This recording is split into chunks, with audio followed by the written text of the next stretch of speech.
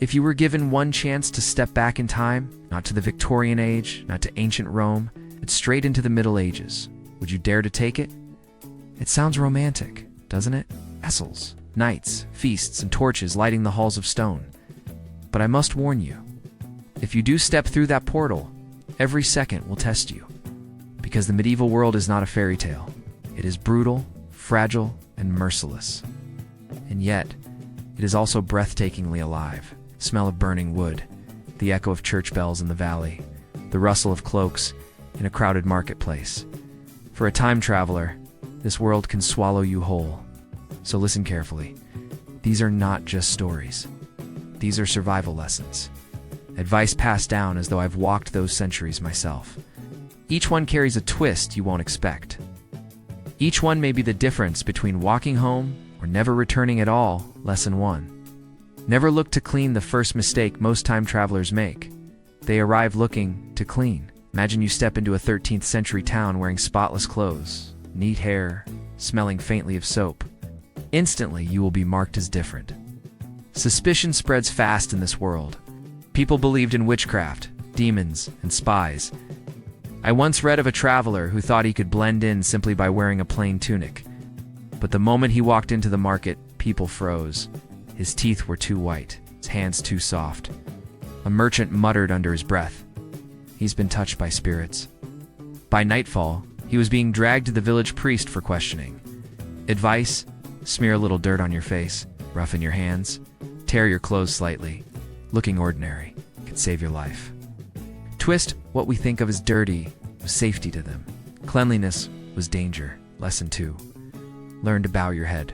Pride can kill you in the medieval world. Stand tall before the wrong man, and you won't live to see the morning. Feudal society was built on hierarchy. Every glance, every movement was a code. If you didn't bow when a knight rode by, it could mean disrespect. Disrespect could mean punishment. There is a chilling account of a miller's son in the 14th century who refused to bow to a passing noble. When he was found, he was barely alive. If you time travel back, remember, humility is your shield. Keep your head down. Let them think you are less than you are. In that weakness lies your survival. Twist: in our world, confidence makes you strong. Back then, confidence made you a target. You might think if you fall ill in medieval times, you should seek a healer. But beware, stepping into the wrong hut could doom you. Medicine was a mystery then. Remedies were wrapped in superstition. A cut might be treated with spider webs, a fever cured with leeches, or worse, bleeding until you collapse. There's a haunting tale from France in the year 1321. A stranger came to a village coughing blood. He begged a local healer for help. She burned herbs, chanted prayers, smeared ash across his forehead. Within hours, he was dead. The villagers accused her of killing him with sorcery. Days later, she was burned at the stake. Advice: if you're hurt, hide your wounds. Try to endure, for to seek healing may invite a death far crueler.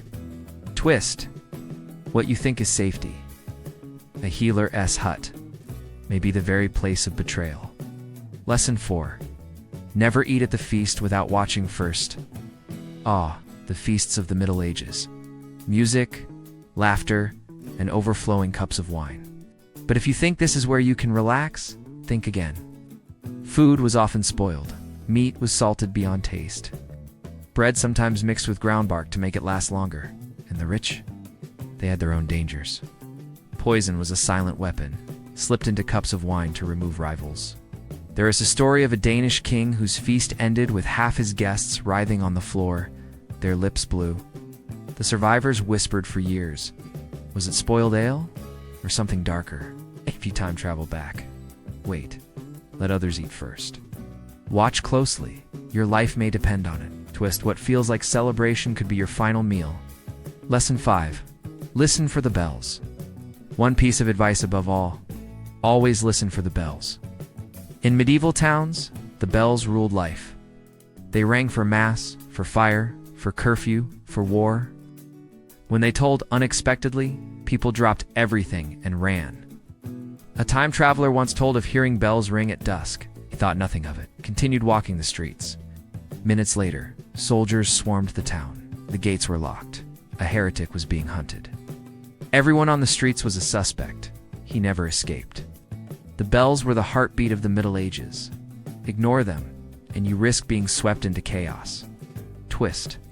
What sounds like beauty to us, the bells could be a warning of death to them. These are only the first lessons. The medieval world is not just swords and castles. It is hunger.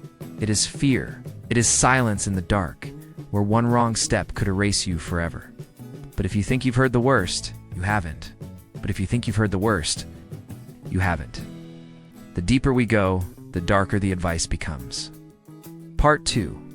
The village, the market, and the masks we wear. If you step through the shimmer of time and arrive in a medieval village, the first thing that will hit you isn't the sight, it's the smell.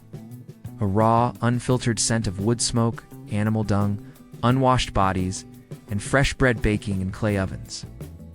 The medieval world assaults your senses with a reminder. This is not your world anymore. And here's the most important advice you need. Blend in. Because the second you stand out, you are no longer a visitor. You are a threat. Imagine walking into a bustling marketplace, merchants shouting prices, women balancing baskets of fish, children darting between stalls. Every eye notices something new, something strange. If you arrive in modern clothes or speak in a strange accent, you are instantly marked as different. And in the Middle Ages, different could mean witch, heretic, or spy. Think about that. You've waited your whole life to travel back to taste this forgotten world. And yet, if you're careless, your journey could end in chains, dragged to a dungeon, accused of making a pact with the devil. So here's the advice. Become invisible. Find clothes, rough wool tunics, a cloak, a hood to hide your face. Speak little, listen much. Medieval people measured trust in silence, not in chatter. And here is a twist that most people don't realize. Their lives were filled with masks too.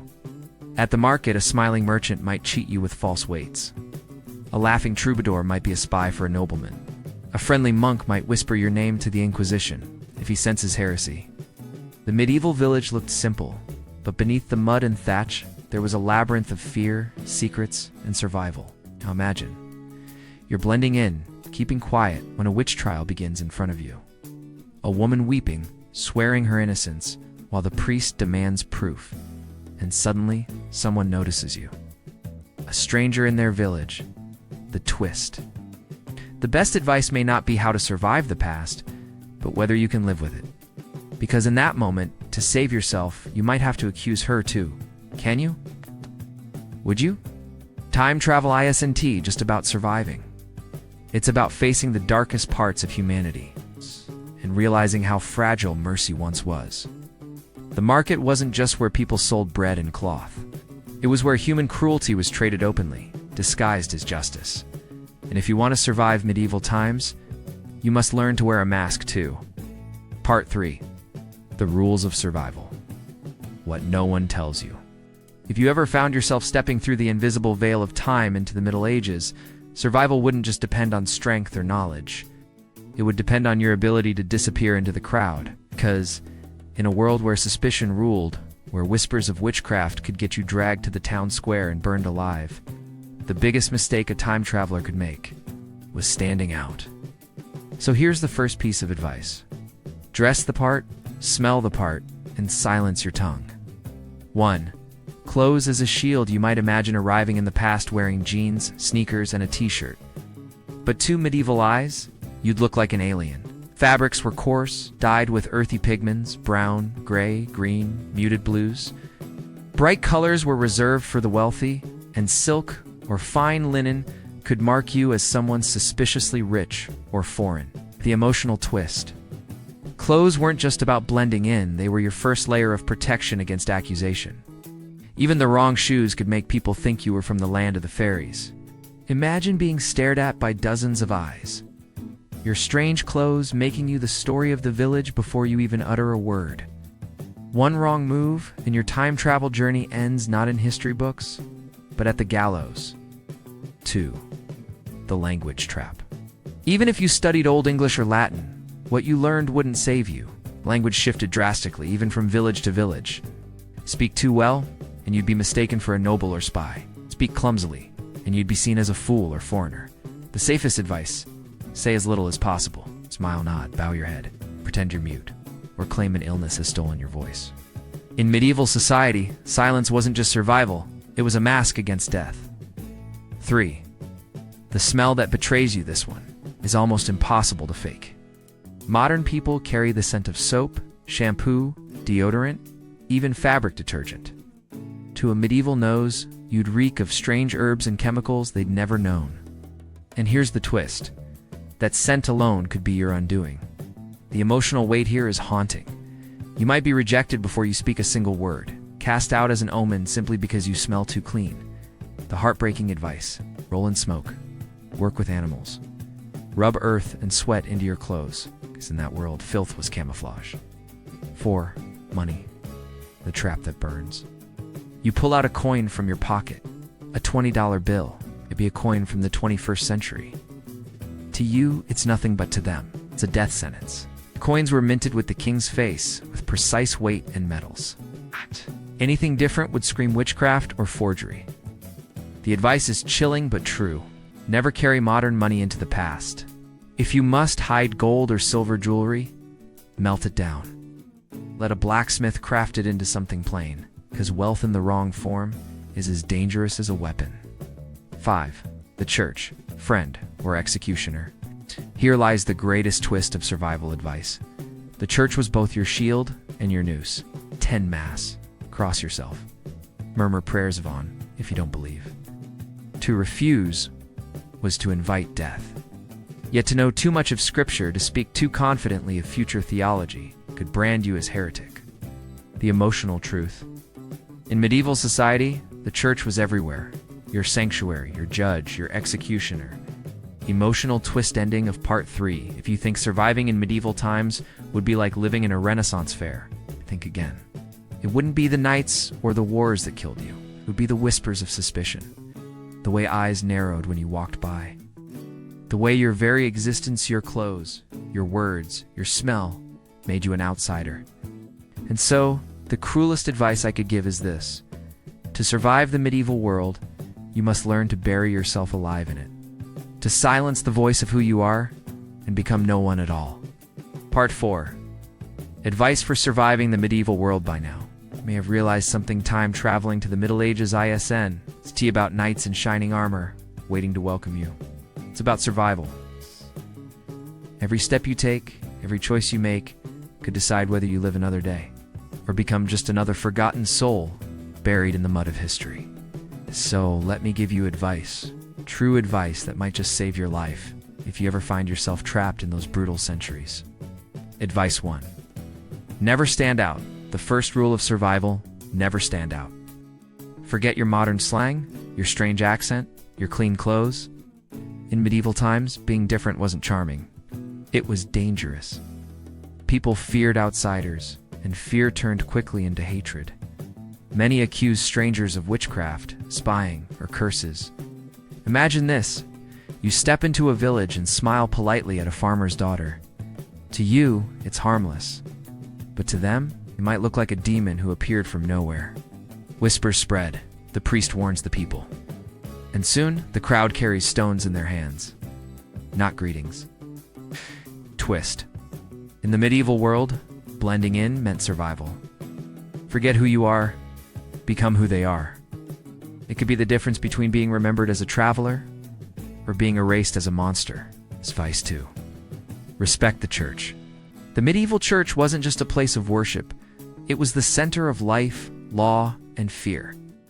The church told people what was right, what was wrong, and even what was possible. If you ever found yourself in the Middle Ages, remember this: never challenge the church. Even kings bowed before priests. Common folk, well, they'd kill for them. If you spoke of science, if you talked of stars, if you hinted that the earth wasn't flat, you'd be branded a heretic. And heretics burned. Twist. Here's the chilling part: knowledge could betray you. The very education that makes you powerful today could make you a corpse tomorrow. Your survival wouldn't depend on how much you knew, but how much you were willing to keep hidden. Advice 3. Choose your friends carefully. Trust was rare in the medieval world. People lived short, brutal lives. Famine, plague, and war made them desperate. If you thought you could buy loyalty with a coin, you'd be wrong. Man could drink with you at night, swear his loyalty, and sell you to the authorities by mourning for the promise of bread. A woman could guide you safely through a town gate, then whisper your secrets to a guard in exchange for a little safety for her children. And you wouldn't blame them. In a world where hunger gnawed at every stomach, betrayal was often the only path to survival. Twist. The harsh truth is this. In medieval times, you couldn't measure trust with words or smiles. You'd measure it in scars, in shared dangers, and in blood. Choose wrong. And your friend would be the last face you saw before the rope tightened around your neck. Advice for: the plague is everywhere. If their S1 nightmare you, D never escape in the medieval world, it was the plague. It struck without warning, killed without mercy, and left entire towns empty. If you were unlucky enough to time travel during an outbreak, you'd see death everywhere. Here's my advice. Stay away from crowds. Do not drink from fountains. Do not touch the sick. Even the simple act of holding someone's hand could seal your fate. People believed the plague came from sin or foul air. But you would know the truth that it came from fleas and filth. Yet knowing the truth wouldn't save you, because there was no cure.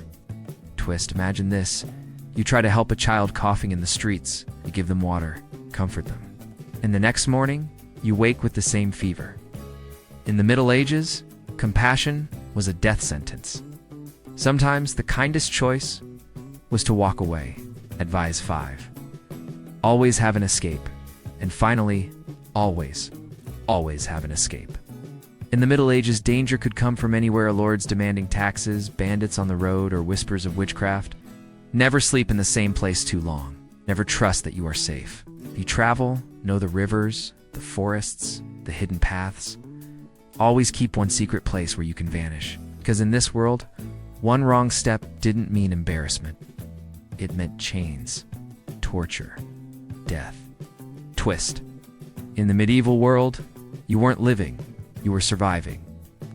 And survival meant always knowing where the door was, even if you had to run through it alone. So if you ever find yourself stepping through time, remember this advice. It won't make you a hero, it won't make you powerful, but it might just keep you alive. And in a world where life was fragile, survival itself was the greatest victory. Part 5, the final journey. Lessons for a time traveler's soul. If you've come this far on your journey through the medieval world, then you've seen its wonder and its horror. You've walked among knights and peasants, tasted their bread, smelled their fires, heard their prayers whispered in dark cathedrals. But before you return home, before the time vortex pulls you back to your modern world, there are final lessons worth carrying. And these lessons are not about survival. They're about the soul. Because when you stand in the past, you begin to realize something profound. We are not so different from them. Lesson 1. Respect the simplicity. The medieval world runs on simplicity. Bread, water, fire, faith. If you arrive from the future boasting of gadgets, wealth, or power, you will only invite danger. Instead, embrace their world as it is. Sit with a family and eat what they eat. Even if it's hard rye bread and boiled cabbage, smile with them. Share their humanity. You'll find that the poorest serf has riches you've forgotten gratitude for the smallest blessings. Lesson 2. Beware of knowledge. Knowledge is dangerous here. In your time, it makes you powerful. But in theirs, it makes you suspicious. If you speak too cleverly, too boldly, or reveal secrets of the stars and the earth, they may see you as something unnatural. A witch, a sorcerer, or worse, a demon.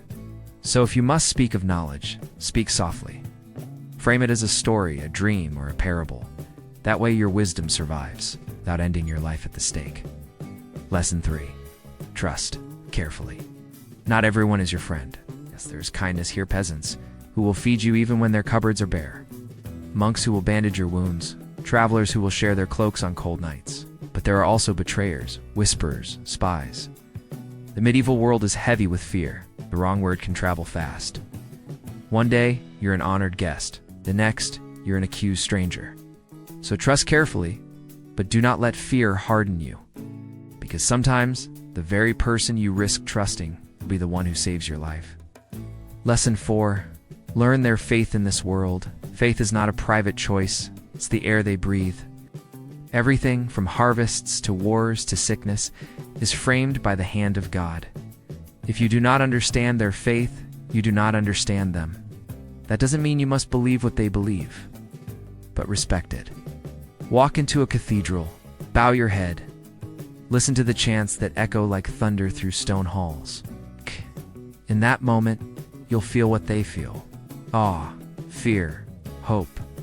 And perhaps you'll even feel something beyond time itself. Lesson 5. Leave something behind. Before you go, leave a piece of yourself behind. Story, a carving, a whispered phrase. Maybe it will be forgotten. Maybe it will be remembered. But in a world where time moves differently, even the smallest mark can echo across centuries. Who knows? Perhaps centuries later, an archaeologist will find that carving and wonder at the stranger who left it.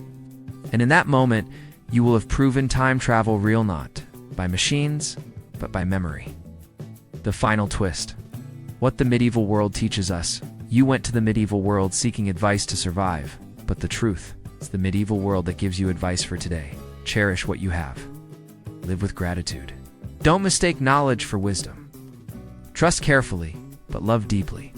Respect what others hold sacred, and never forget. You too are a time traveler, because every breath you take moves you forward through time. Every moment is a passage, and maybe, just maybe, the medieval people knew that better than we do. They lived knowing tomorrow was never promised. They cherished today like it was their last. And perhaps that's the greatest advice of all.